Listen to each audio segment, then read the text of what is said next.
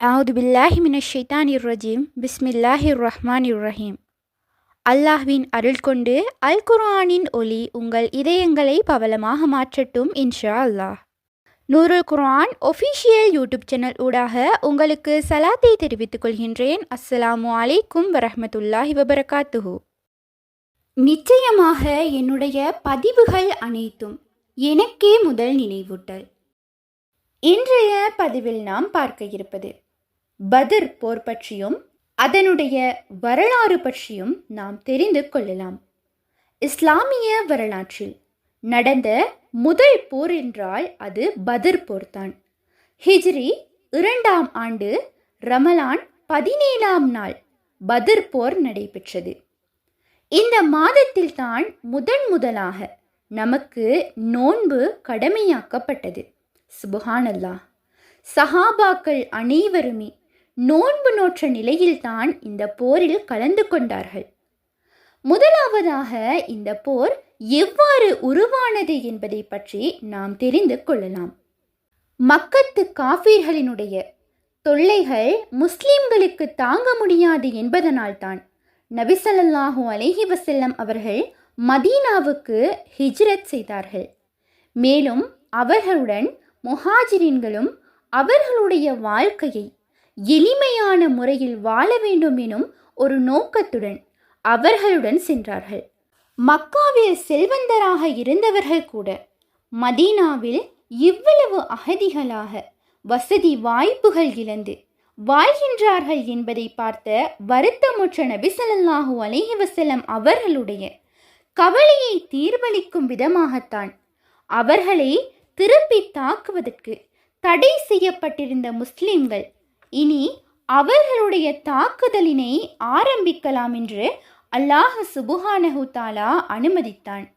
இந்த நிலையில்தான் நபி ஸல்லல்லாஹு அலைஹி வஸல்லம் அவர்களுடைய பொருட்களை அபகரித்தவர்களுக்கு அவர்கள் ஒரு பாடம் புகட்ட வேண்டும் என்று நினைத்தார்கள். அப்போது தான் அபு சுஃபியானுடைய தலைமையில் மக்காவிலிருந்து 43 வியாபாரிகள் கொண்ட ஒரு பெரும் வியாபார கூட்டம் சிரியாவுக்கு புறப்படுகின்றது எனும் செய்தி அவர்களுக்கு கிடைக்கின்றது.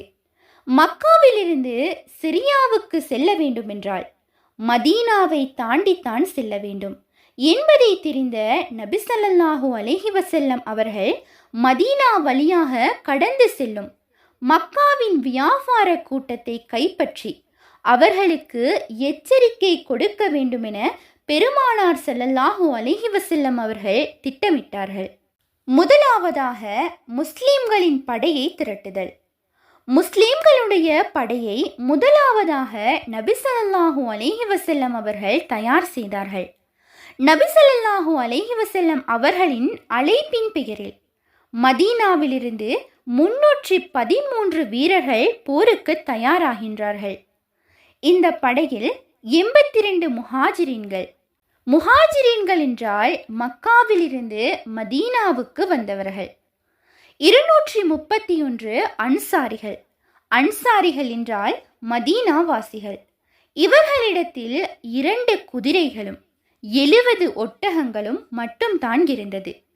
அதில் ஒரு ஒட்டகத்திற்கு ஒருவர் அல்லது மூவர் என்று மாறி மாறி பயணம் செய்யக்கூடியவர்களாக இருந்தார்கள்.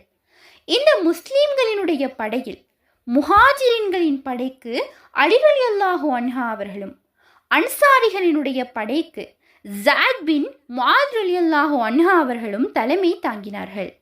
இன்னும் இந்த யுத்த காலத்தில் முஸ்லிம்களிடத்தில் போதிய போர்க்கருவிகள் என்று எதுவுமே இல்லை. 70 ஒட்டகங்களும் 60 கேடயங்களும் 2 குதிரைகள் மட்டும்தான் இருந்தது. இதற்கு மறுபக்கமாக காஃபிர்களினுடைய படையானது தயாராகிக் கொண்டிருந்தது. முஸ்லிம்களினுடைய படை அவர்களை தாக்க வருகின்றது என்பதை அறிந்த அபு சுஃபியான் மக்கா வாசிகளிடம் உதவி வேண்டி தூது அனுப்புகின்றார். மேலும் இந்த மக்கா காஃபிர்களுடைய படையில் 1000 வீரர்கள் இருந்தார்கள். 100 குதிரைகளும் 600 கவச ஆடைகளும் பெருமளவிலான ஒட்டகங்களும் இருந்தது. மேலும் இந்த காஃபிர்களுடைய படைக்கு தலைவராக அபு ஜஹல் இப்னு ஹிஷாம் அவர்கள் இருந்தார்கள்.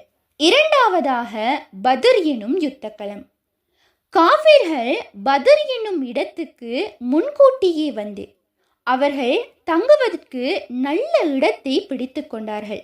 ஆனால் முஸ்லிம்களுக்கு மலைப்பகுதிதான் தங்குமிடமாக கிடைத்தது. சஹாபாக்கள் அனைவரும் நோன்பு வைத்திருந்ததினாலும் அதிக தூர பயணத்தினாலும் மிகுந்த களைப்பில் இருந்தார்கள். அல்லாஹ் சுப்ஹானஹு தஆலா அவர்களுக்கு ஒரு தூக்கத்தினை ஏற்படுத்தி கொடுத்தான். அதன் மூலமாக அவர்களுக்கு உடல் அசதி போய் உடல் வலிமை மிக்கவர்களானார்கள். அல்லாஹ் சுப்ஹானஹு தஆலா அந்த மலை மூலமாக சஹாபாக்களினுடைய உள்ளத்தை உறுதிப்படுத்தி பரிசுத்தப்படுத்தி இன்னும் அவர்களை உறுதிப்படுத்தினான். அடுத்த நாள் அல்லாஹ் சுப்ஹானஹு தஆலா அந்த இடத்தில் ஒரு மலையை பொழிய வைக்கின்றான். முஹ்மீன்களுடைய முகம் இறுக்கமடைந்தது. காஃபிர்களின் தங்குமிடம் சகதியாகி நிலை குலைந்து நின்றது. மேலும் நபி ஸல்லல்லாஹு அலைஹி வஸல்லம் அவர்கள் யுத்தம் நடப்பதற்கு முதல் நாள் உறங்காமல் காலை வரையிலும் அல்லாஹ்விடத்தில் சஜிதாவில் இதைப்போல் துஆ செய்து கொண்டே இருந்தார்களாம். இறைவா, நீ வாக்களித்ததை நிறைவேற்று, நீ எனக்கு வாக்களித்ததை வழங்கு. இஸ்லாமிய இக்கூட்டம் அழிக்கப்பட்டால் இப்பூமியில் உன்னை வணங்குபவர்கள் இதன் பின்னர் எவருமே இருக்க மாட்டார்கள் என்று நபி ஸல்லல்லாஹு அலைஹி வஸல்லம் அவர்கள் பிரார்த்தனை செய்த பின் அல்லாஹ் சுப்ஹானஹு தஆலா அல் குர்ஆனில் இந்த குறிப்பிட்ட வசனத்தை இறக்கி அருளினான். நினைவு கூறுங்கள், உங்களை இரட்சிக்குமாறு உங்கள் இறைவனின் உதவியை நாடிய போது அணி அணியாக உங்களை பின்பற்றி வரக்கூடிய 1000 மலக்குகளை கொண்டு நிச்சயமாக உங்களுக்கு உதவி புரிவேன் என்று இறைவன் உங்களுக்கு பதிலளித்தான். 8வது அத்தியாயம் 9வது வசனம். மூன்றாவதாக பத்ர் போரின் தொடக்கம். நாம் முன்பே பார்த்தது போல் ஹிஜ்ரி 2ஆம் ஆண்டு ரமலான் மாதம் 17ஆம் நாள் காலை பத்ர் போர் நடைபெற்றது. சஹாபாக்கள் அனைவரும் நோன்புடன் போர் செய்தார்கள். சுப்ஹானல்லாஹ், அந்த காலகட்டத்தில் எல்லாமே போர் செய்வதற்கு முன் போர் ஒத்திகை பார்ப்பார்கள். அதன்படி முஸ்லிம்களில் 3 பேரும் காஃபிர்களில் 3 பேரும் போர் ஒத்திகை பார்க்கின்றார்கள். இந்த 3 சஹாபாக்களும் காஃபிர்களினை வெட்டி வீழ்த்துகின்றார்கள். அதற்கு பிறகுதான் உண்மையான போர் ஆரம்பமாகின்றது. 4வது பத்ர் போரில் அல்லாஹ்வின் உதவி. பத்ர் போரில் கலந்து கொண்ட முஸ்லிம் படையினர் குறைவாகத்தான் இருந்தார்கள். அல்லாஹ்வினுடைய உதவியினால் காஃபிர்களினுடைய பார்வையிலிருந்து முஸ்லிம்களை அதிகமாக காண்பித்து முஸ்லிம்களுடைய பார்வையிலிருந்து காஃபிர்களினை குறைவாக காட்டினான். அது மட்டுமன்றி அல்லாஹ் சுப்ஹானஹு தஆலா பத்ருடைய போரில் 1000 மலக்குமார்களினை அனுப்பி அவர்களுடைய உதவியை நேரடியாக வழங்கினான். பத்ர் களத்தில் வானவர்கள் இறங்கி எதிரிகளை தாக்கியதும் காஃபிர்கள் நிலை குலைந்து போனார்கள்.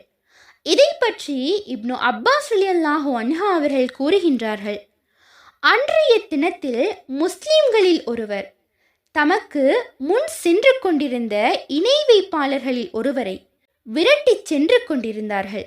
அப்போது தங்களுக்கு மேலேயே சாட்டையை சுழற்றி அடிக்கும் சப்தத்தையும் ஒரு குதிரை வீரர் ஹைசும், அதாவது முன்னேறி செல் என்று கூறுவதையும் செவியுற்றார்கள். உடனே தனக்கு முன்னால் நின்று கொண்டிருந்த அந்த இணை வைப்பாளர் மல்லாந்து வீழ்ந்து கிடப்பதனையும் கண்டார்கள். அந்த இணை வைப்பாளரின் அருகில் சென்று அவரை பார்த்தபோது அவரது மூக்கில் காயம் ஏற்பட்டிருப்பதையும் சாட்டையால் அடிப்பது போல் அவரின் முகம் கிழிந்து முகமெல்லாம் பச்சையாக கன்றி போயிருப்பதையும் அவர் கண்டார். சுப்ஹானல்லாஹ், இவ்வாறு அல்லாஹ்வின் உதவி நேரடியாக கிடைத்ததனால் காஃபிர்கள் பலம் இழந்து பலர் புறமுதுகு காட்டி ஓடினார்கள். உடனே அந்த அன்சாரி அல்லாஹ்வின் தூதர் ஸல்லல்லாஹு அலைஹி வஸல்லம் அவர்களிடத்தில் சென்று அதனை பற்றி தெரிவித்தார்கள். நபி ஸல்லல்லாஹு அலைஹி வஸல்லம் அவர்கள், நீ கூறியது உண்மையே, இது மூன்றாம் வானத்திலிருந்து இறங்கிய வானவர்களின் உதவியாகும் என்று கூறினார்கள். ஹதீஸ் இடம்பெறும் நூல் முஸ்லிம். இதன் பின்னர் முஸ்லிம்கள் மாபெரும் வெற்றியடைந்து எதிரிகள் தோல்வியுற்று முஸ்லிம்களின் தரப்பில் 14 பேர் ஷஹீதாக்கப்பட்டார்கள். இன்னா லில்லாஹி வ இன்னா இலைஹி ராஜிஊன். பத்ர் போரில் கைதிகளாக 70 காஃபிர்கள் பிடிக்கப்பட்டார்கள். அவர்களை விடுதலை செய்ய வேண்டுமென்றால் அவர்களில் ஒருவர் 3 அல்லது 4000 திர்ஹம்கள் ஈட்டுத் தொகையாக கொடுக்க வேண்டும், அல்லது 10 முஸ்லிம் சிறுவர்களுக்கு எழுத வாசிக்க கற்றுக் கொடுக்க வேண்டும் என்று நபி ஸல்லல்லாஹு அலைஹி வஸல்லம் அவர்கள் உத்தரவிட்டார்கள். இவ்வாறு தான் பத்ர் போர் நிறைவுற்றது.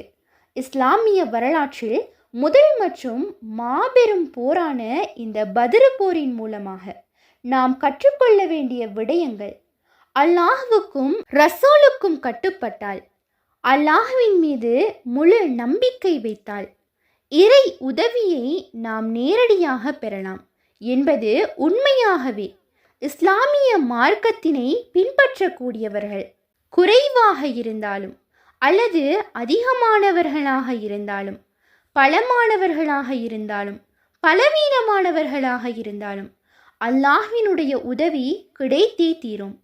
இன்ஷா அல்லாஹ் இப்புனித ரமலான் மாதத்தில் நடைபெற்ற பத்ர் போரில் இறைவன் முஸ்லிம்களுக்கு மாபெரும் வெற்றியை கொடுத்தது போல் கிறிஸ்துக்கு பின் 2026 இந்த ரமலான் மாதத்தில் நடைபெறும் இந்த போரிலும் இறைவன் மாபெரும் வெற்றியை அளிப்பானாக. ஆமீன்.